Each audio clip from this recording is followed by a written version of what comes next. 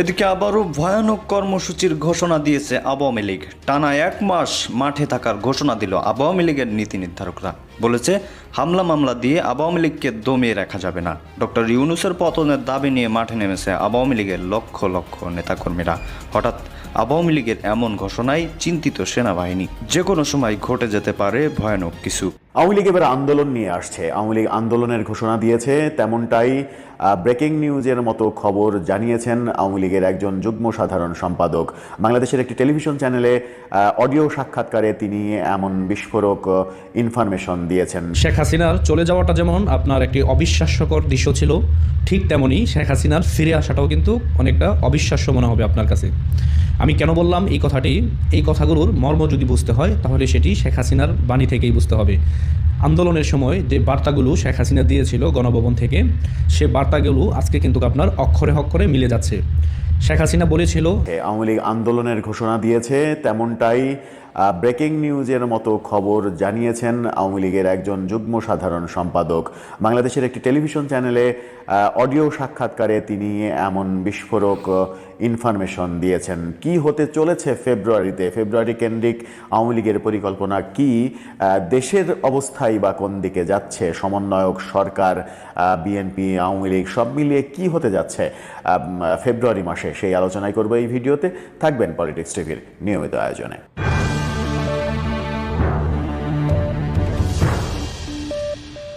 বলছিলাম, কি হতে যাচ্ছে ফেব্রুয়ারিতে? ফেব্রুয়ারিকে টার্গেট করে অনেক কিছু হচ্ছে। আওয়ামী লীগের বড় পরিকল্পনা ফাঁস করলেন আওয়ামী লীগের যুগ্ম সাধারণ সম্পাদক বাহাউদ্দিন নাসিম। সেই প্রসঙ্গে একটু পরে আসি। তার আগে জানুয়ারিতে যে ঘটনাগুলো, বিশেষ করে 20 তারিখ থেকে 20 তারিখে ডোনাল্ড ট্রাম্প শপথ নিলেন, 20 তারিখেই ডক্টর ইউনূস দেশের বাইরে চলে গেলেন, সুইজারল্যান্ডে চলে গেলেন, তার পদত্যাগপত্র ভাইরাল হয়ে গেল,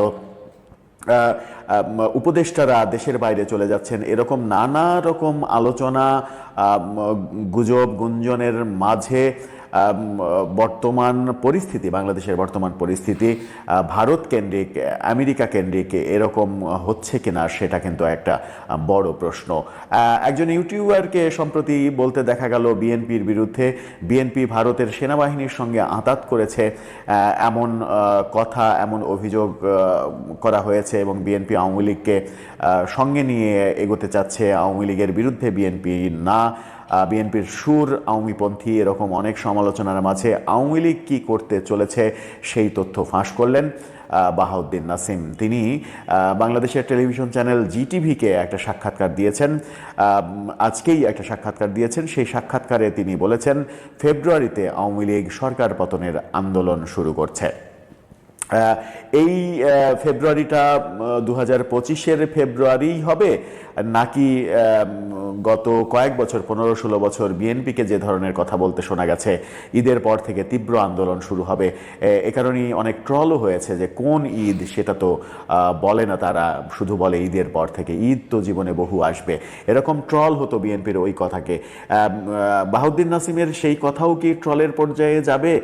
ফেব্রুয়ারির ব্যাপারটা তিনি বলেছেন যে ফেব্রুয়ারিতে আন্দোলনে নামছে আওয়ামী লীগ, 14 দল সহ সমমনারা, এবং জনতাকে সাথে নিয়ে তারা আন্দোলন করবেন, সরকার পতনের আন্দোলন হবে, এবং ফেব্রুয়ারিতে হরতাল, অবরোধ সহ নানা ধরনের কর্মসূচি আসছে।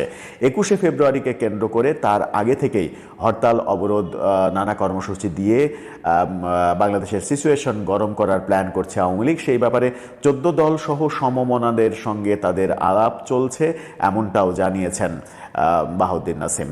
আওয়ামী লীগ যখন দেশে প্রায় নিষ্ক্রিয়, তখন এই আন্দোলন সংগ্রাম কারা করবেন?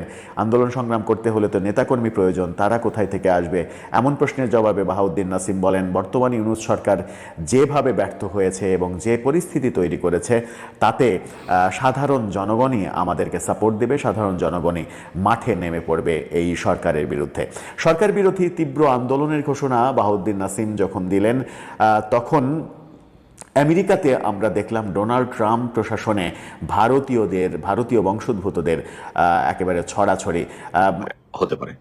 তারপরে এই আন্দোলনগুলো তদারকি করার জন্য বিভাগীয় পর্যায়ে সাংগঠনিক নেতৃত্ব আসতে পারে, যে সাংগঠনিক বিভাগীয় সাংগঠনিক নেতারা সেই বিভাগের আন্দোলনগুলো অবজার্ভ করবে, দেখাশোনা করবে, সার্বক্ষণিক তাদেরকে সহযোগিতা করবে, তাদের সাথে যোগাযোগ রাখবে। তারপরে কেন্দ্রীয়ভাবে এই আন্দোলনগুলোর করার জন্য, প্রচারণা করার জন্য মিডিয়াতে ভেরি অ্যাক্টিভ, জনগণের খুব পালস বুঝে, জনগণের সাথে সম্পৃক্ত, জনগণ তাকে চিনে জানে, জনগণের সাথে যোগাযোগ আছে, এইরকম কোন ব্যক্তিকে হয়তোবা কেন্দ্রীয়ভাবে প্রচারের দায়িত্ব দিয়ে, প্রচার সেলের দায়িত্ব দিয়ে আন্দোলনের ডিজাইন করা হতে পারে, আন্দোলনের ডাক আসতে পারে। সো সর্বোপরি যেটা দরকার এই মুহূর্তে, যেটা চাচ্ছে যে মানুষ রাজপথে নামতে চাচ্ছে, ঘুরে দাঁড়াতে চাচ্ছে, প্রতিরোধ করতে চাচ্ছে, তো সেই বিষয়টিকে মাথায় রেখে বাংলাদেশে আওয়ামী লীগ হচ্ছে এমন একটি রাজনৈতিক সংগঠন, রাজনৈতিক দল সবসময় মানুষের পালস বুঝে, মানুষের জন্য, মানুষের অধিকার প্রতিষ্ঠার জন্য আন্দোলন করে, অধিকার প্রতিষ্ঠার জন্য কাজ করে। সেই বিষয়টিকে মাথায় রেখে আন্দোলন, যেহেতু বাংলাদেশের জনগণ এখন চাচ্ছে যে আওয়ামী লীগ, ইউনূস দেশ চালাতে পারছে না, এই জঙ্গি ইউনূস দেশ চালাতে ব্যর্থ, সেই বিষয়টিকে মাথায় রেখেই এই দেশকে রক্ষা করার জন্য, দেশের গণতন্ত্রকে পুনরুদ্ধার করার জন্য আওয়ামী লীগ এই আন্দোলনের ডাক খুব অচিরেই দিবে। আর সেই জন্য আমাদের যেটা থাকতে হবে, সকলকে প্রস্তুত থাকতে হবে। আর ফাইনাল আন্দোলন যখন আসবে, যে মার্চ টু ঢাকা বা মার্চ টু যমুনা ঘেরাও, এরকম ধরনের কর্মসূচি যদি কখনো আসে, তখন সে যেটা করতে হবে, যে সেটা হচ্ছে যে আমাদের এই আন্দোলনে এবার নতুন মাত্রা নিয়ে আসতে হবে, আন্দোলনে এবার ডিফারেন্ট বিষয় সৃষ্টি করতে হবে। যে সেটা হচ্ছে যে আমি বলেছি যে বাংলাদেশের ধরেন আপনার প্রায় 1,20,00,000, আমি ধরলাম 1 কোটি বাংলাদেশ আওয়ামী লীগের নেতাকর্মী আছে। তো একজন আওয়ামী লীগের নেতাকর্মীর পরিবারে যদি 4 জন করে সদস্য থাকে, 4 কোটি, 4.5 কোটি লোক হয়। তো তাহলে যেটা করতে হবে যে আমাদের এইবার আন্দোলনে আমাদের ভাই বোন, স্ত্রী, কন্যা সন্তান, পুত্র সবাইকে আন্দোলনে নিয়ে, ছোট ছোট বাচ্চা থেকে নিয়ে বৃদ্ধ পর্যন্ত, বিছানায় যে শুয়ে আছে তাকে পর্যন্ত এই আন্দোলনে আমাদের সম্পৃক্ত করতে হবে। সেই আন্দোলনে তাদেরকে নিয়ে আমাদের ফাইনাল আন্দোলন করতে হবে। আর এটি যদি আমরা ইনশাল্লাহ করতে পারি, সেটি করা হবে, সেইভাবেই আন্দোলনটা ডিজাইন করা হচ্ছে, সেইভাবেই আন্দোলনটা করা হবে, সেই প্রত্যাশা, সেই আন্দোলনের সকলকে আহ্বান জানিয়ে আজকের মতো শেষ করতে চাই। বাট শেষ করার আগে আরেকটি কথা বলতে চাই, যে সেটি হচ্ছে যে রাজনীতিতে কোনো জিনিস স্টিক থাকে না, রাজনীতিতে কোনো জিনিস একই জিনিস স্থির থাকে না। রাজনৈতিক প্যাটার্ন, সময়ের প্রেক্ষাপটে রাজনৈতিক প্যাটার্ন, রাজনৈতিক চিন্তা ভাবনা, প্ল্যান ABCD এগুলো পরিবর্তন হয়।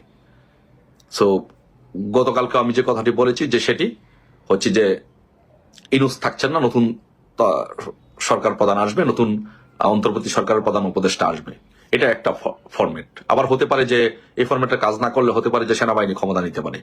বিভিন্ন ফরম্যাট, সময়ের রাজনীতি, সময়ের প্রেক্ষাপটে এক সময় এক একটা ফরম্যাটের উদ্ভব হতে পারে, আবির্ভাব হতে পারে।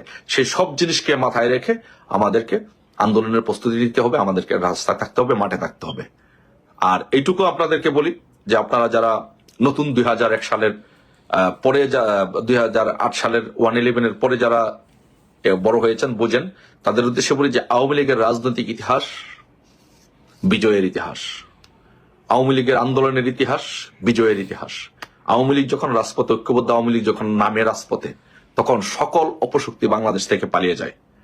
আর সেই জন্য সকল অপশক্তি ইনশাল্লাহ আবারও বাংলাদেশ থেকে পালিয়ে যাবে। সেই আন্দোলনের নতুন রূপরেখা নিয়ে, আধুনিক চিন্তা চেতনা, জনগণ সম্পৃক্ততা নিয়ে, জনগণের পালসকে, বিশেষ করে তরুণদের পালসকে ধারণ করে সেইভাবে আন্দোলন ডিজাইন করে আন্দোলনের ডাক আসবে। সেই আন্দোলনের ডাকে সবাইকে থাকার জন্য শেখ হাসিনার চলে যাওয়াটা যেমন আপনার একটি অবিশ্বাস্যকর দৃশ্য ছিল, ঠিক তেমনি শেখ হাসিনার ফিরে আসাটাও কিন্তু অনেকটা অবিশ্বাস্য মনে হবে আপনার কাছে। আমি কেন বললাম এই কথাটি, এই কথাগুলোর মর্ম যদি বুঝতে হয় তাহলে সেটি শেখ হাসিনার বাণী থেকেই বুঝতে হবে। আন্দোলনের সময় যে বার্তাগুলো শেখ হাসিনা দিয়েছিল গণভবন থেকে, সে বার্তাগুলো আজকে কিন্তু আপনার অক্ষরে অক্ষরে মিলে যাচ্ছে। শেখ হাসিনা বলেছিল যে এই আন্দোলন কোটা বিরোধী কোনো আন্দোলন নয়, এখানে আপনার দ্বিতীয় পক্ষ, তৃতীয় পক্ষ ঢুকে ছাত্রদেরকে হত্যা করতেছে, যে আপনারা আপনাদের সন্তানদেরকে সেফটে নিয়ে যান, ছাত্ররা যেন, কোমলমতি শিক্ষার্থীরা যেন এই ফাঁদে পা না দেয়। কিন্তু ঠিকই এই কোমলমতি শিক্ষার্থীদেরকে আপনার মগজ ধুলাই করে ফেলেছে সোশ্যাল মিডিয়ার মাধ্যমে। সেটি কিভাবে?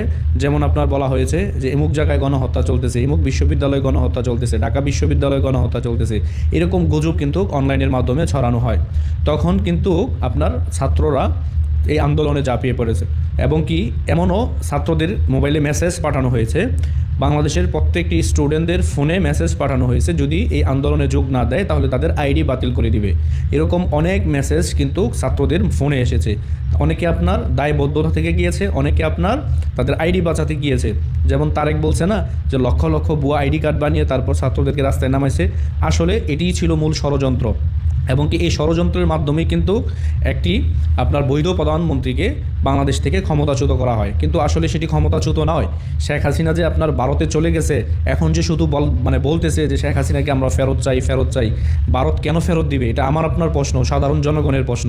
শেখ হাসিনাকে ভারত কারা রেখে আসছে? বাংলাদেশের সেনাপ্রধান, উনি তো বাংলাদেশ থেকে ওনাকে ভারতে পাঠিয়েছে সেফ এক্সিটে। এবং কি এই কথা আমরা পরে শুনেছি, উনি কিন্তু প্রথমে এই কথা বলেনি। তার মানে ওই 5 তারিখে দুই দেশের সেনাপ্রধানেরই আপনার তাদের যোগাযোগ রক্ষা ছিল, তারা আপনার যোগাযোগ রক্ষা করেছে এই সময়টাতে। তার মানে তাদের যোগ সাজেছে বা তাদের প্ল্যানেই শেখ হাসিনা কিন্তু ভারতে যায়। আর শেখ হাসিনা যদি ভারতে না যাইতো তাহলে আজকে আন্দোলনের এত মাস পরে মানুষের ভুল কিন্তু ভাঙতো না। মানুষ কিন্তু ভাবতো যে শেখ হাসিনা ঠিকই মানুষ মারছে। কিন্তু এখন দেখা যাচ্ছে কি যে মিনিটের সংখ্যা বলা হচ্ছে যে প্রায় 1500 মারা গেছে, সেটি আপনার 700-র মধ্যে ইতিমধ্যে দাঁড়িয়েছে। কয়েকদিন পর এটা আরও অনেক কমবে। তার মানে কি অনেক মিনিটের সংখ্যা দেখানো হয়েছে যারা আপনার ডায়রিয়া কলেরায় মারা গেছে, সেগুলো আপনার এখানে অন্তর্ভুক্ত করা হয়েছে শুধু মামলা বাণিজ্য এবং কি দান্দা করার জন্য। আসলে সব আস্তে আস্তে সত্যতা কিন্তু বেরিয়ে আসতেছে। এবং আমি কেন বললাম যে শেখ হাসিনার আশাটাও অনেকের কাছে সারপ্রাইজ হবে। কিভাবে হবে? উনি বর্তমান বাংলাদেশের সংবিধান অনুযায়ী বৈধ প্রধানমন্ত্রী, ওনার কোনো রিজাইন পেপার নেই, উনি যে রিজাইন করেছে সেটিও নেই। উনি যদি 5 তারিখে রিজাইনও করতেন, তারপরেও দেশের সংবিধান অনুযায়ী যেহেতু তারা এক দফা দিয়েছিল, উনি যদি ওই দিন রিজাইন করতেন তারপরও ওনার কাছে 3 মাস সময় থাকতো। 3 মাসের ভিতরে একটি নির্বাচিত সরকারের কাছে আপনার ক্ষমতা হস্তান্তর করে তারপর উনি বিদায় নিত অথবা উনি রাজনীতি থেকে অব্যাহতি নিত। কিন্তু এগুলো কিছুই কিন্তু করা হয়নি। বিপ্লব আরও অনেক দেশে হয়। আপনি যদি বলেন যে বাশার আল আসাদের তুলনা যদি শেখ হাসিনার সাথে যান তাহলে আপনি বোকার স্বর্গে বসবাস করতেছেন। বাশার আল আসাদ কিন্তু ঠিকই তার পরিবার নিয়ে 58 বছর ক্ষমতা চালাইছে, শেখ হাসিনা চালাইছে জীবনেও না। তারা 21 বছরের উপরে আপনার ক্ষমতার বাইরেই ছিল। এই বঙ্গবন্ধু শেখ মুজিবুর রহমানের পরিবারকে হত্যার পরে 21 বছর তারা ক্ষমতার বাইরে ছিল, গোটা পরিবারকে ধ্বংস করে দেওয়া হয়েছে। আপনি কি এখনও আপনার জ্ঞান কি একটুও বাদে না যে শেখ হাসিনা যদি চাইতো ওই সময় চাইলে গোটা বাংলাদেশ থেকে কয়েক লক্ষ নেতাকর্মী ঢাকায় নিয়ে উপস্থিত রেখে পাহারা বসিয়ে কিন্তু এই আন্দোলন প্রতিহত করতে পারতো। কিন্তু শেখ হাসিনা জানতে চায় যে এই দেশবিরোধী ষড়যন্ত্রে কারা লিপ্ত, কারা এই ষড়যন্ত্রগুলো করতেছে। এই উন্নয়নের ধারাগুলো অব্যাহত থাকার কারণে অনেকের আপনার গা জ্বলে উঠতেছে। এই দুর্নীতি, সেই দুর্নীতি, পদ্মা সেতু দুর্নীতি। এখন পর্যন্ত শেখ হাসিনার বিরুদ্ধে আপনারা কি দেখছেন? একটি দুর্নীতির প্রমাণ এনে সেটি সঠিকভাবে প্রমাণ করতে পেরেছে? এখনও পর্যন্ত কিন্তু করতে পারেনি। তার মানে এটাও বলবো না যে আওয়ামী লীগ একদম দোয়া তুলসী পাতা। তাদের ক্যাবিনেটের অনেকেই আপনার লক্ষ লক্ষ কোটি কোটি টাকা দেশ থেকে পাচার করেছে। এটা আমরা আগেও বলেছিলাম যে তাদেরকে দল থেকে বহিষ্কার করতে হবে, তারা দলের ইমেজ নষ্ট করতেছে, তাদেরকে বিচারের মুখোমুখি আনতে হবে। শেখ হাসিনা কিন্তু দুর্নীতির বিরুদ্ধে 0 টলারেন্স নিয়েছিল, কিন্তু সেই সময় আর পায়নি। এখন অনেকে বলবেন শেখ পরিবার তো দুর্নীতি করছে। এখন পর্যন্ত যদি করে থাকে আপনারা প্রমাণ দেন, বিচার করেন, সমস্যা নাই। এখন পর্যন্ত কি সেই প্রমাণ দিতে পারছেন? এখনও টিকাইতে পারেন নাই। শেখ হাসিনা চ্যালেঞ্জ ছুড়ে দিছে যে আমার একটি প্রজেক্ট থেকে দুর্নীতি বের করে দেখাক। অনেক সাংবাদিকরা বলে যে আমরা ব্যক্তিগতভাবে বিলিভ করি যে শেখ হাসিনা দুর্নীতি পরায়ণ না, কিন্তু তার ইয়াতে যারা ছিল ক্যাবিনেটে তারা অনেকেই লক্ষ লক্ষ কোটি কোটি টাকা বাংলাদেশ থেকে পাচার করেছে। এখন প্রশ্ন হচ্ছে যে এই যে আন্দোলনটি হয়েছে এগুলোর ফলাফল এই দেশের জনগণ কি পাইছে? কিছু পাইছে? পায় নাই। তার মানে শেখ হাসিনা দেখবেন যে বৈধভাবে এসে আপনার ক্ষমতা গ্রহণ করবে, এটা আপনি ধরে রাখতে পারেন। আর যদি না হয় তাহলে বাংলাদেশে একটি নির্বাচন দিতেই হবে। দেখবেন ওই নির্বাচনে আওয়ামী লীগ বিপুল পরিমাণ সিট সারা বাংলাদেশ থেকে তারা পাবে। তার মানে তাদেরকে মাইনাস করার কোনো সুযোগ বাংলাদেশ থেকে, মানে বাংলাদেশে থেকে যদি কোনো দল করে তাহলে সেটি তাদের দুঃস্বপ্নে পরিণত হবে। আওয়ামী লীগকে সাথে নিয়েই নির্বাচনে যেতে হবে। আওয়ামী লীগ যদি নির্বাচনে না যায় তাহলে এই নির্বাচনের কোনো গ্রহণযোগ্যতাও কিন্তু বাংলাদেশের মাটিতে হবে না। এটাই সত্য কথা দিন শেষে। মানে অনেকেই তো লাফালাফি করতেছেন না যে ক্ষমতায় চলে আসছি, আইসা পড়ছি, এই তো। এগুলো স্বপ্ন বাদ দেন, এখনও সময় আছে। ক্ষমতা বহুত দূরে, দেখেন সামনের দেশের পরিস্থিতি কি হয়, তখনই বুঝতে পারবেন। এখন তো মানুষ বলে না যে আমরা আগেই ভালো ছিলাম, শেখ হাসিনাকে চাই। কেন বলে মানুষ? শেখ হাসিনা